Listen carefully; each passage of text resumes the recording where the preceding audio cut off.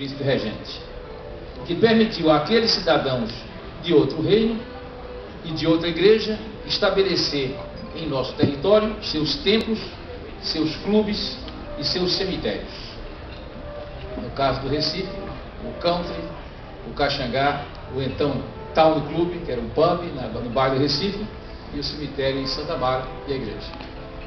Essa presença se fez sentir particularmente em nosso estado de Pernambuco,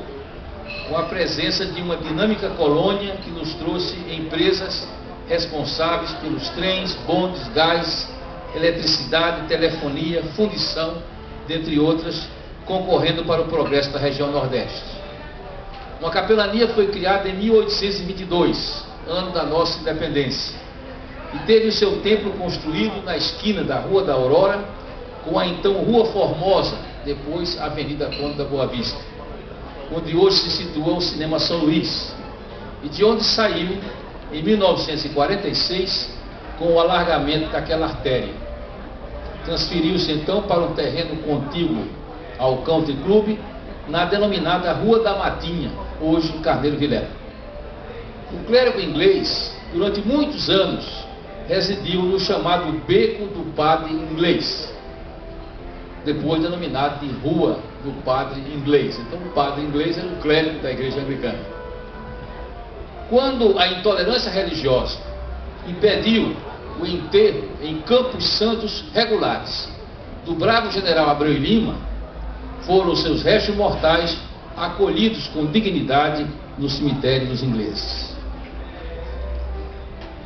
Uma outra presença étnica forânea dos anglicanos seria registrada nos estados de São Paulo e Paraná com a imigração japonesa, quando o governo nipônico privilegiava a vinda de cristãos para melhor aculturação. A essas experiências de expatriados, o anglicanismo fica raiz em solo pátrio entre os nacionais há 120 anos, agora no mês de junho, com a vinda de uma equipe de jovens clérigos norte-americanos formados pelo seminário de Virgínia,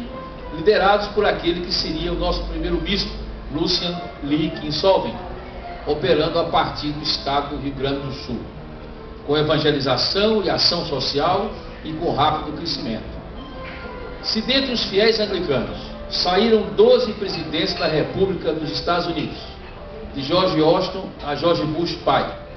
destacamos entre os nossos brasileiros o ex-seminarista e o fiel por toda a sua vida, que foi a figura de Lindolfo Collor, o sistematizador da CLT. Aqui nos irmanamos a outros ramos históricos do protestantismo que haviam apoiado as causas da abolição da República e da laicidade do Estado,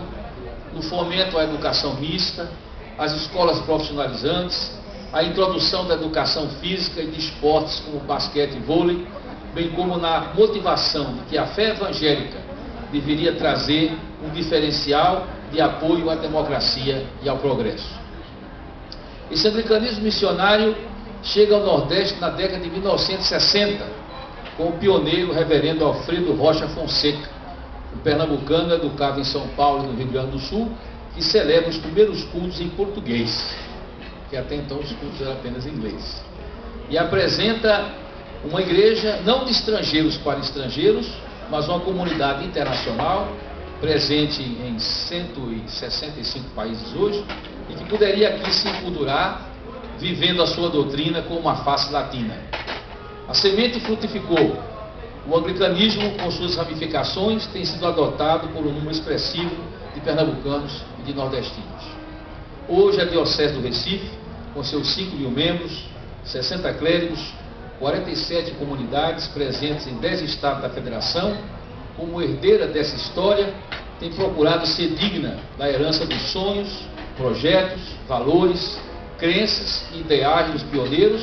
cuja memória procuramos honrar, não nos afastando desses princípios, fincados no Evangelho do nosso Senhor e Salvador Jesus Cristo, nas Sagradas Escrituras, nos credos, nas decisões dos concílios da Igreja Indivisa, nas confissões de fé da Reforma e no consenso dos fiéis. Se, por um lado, uma parcela da Igreja, devemos estar sensíveis aos clamores de cada geração, procurando responder aos problemas de cada época, atualizando os nossos métodos, nossa linguagem, nossa abordagem, para melhor transmitir e tornar o Evangelho relevante para a transformação de pessoas e de estruturas, promovendo o reino de Deus. Por outro lado, devemos estar firmados na rocha, que é Cristo, sendo o que sempre fomos e o que somos, sem negar princípios ou negociar valores ou verdades. A pós-modernidade, citada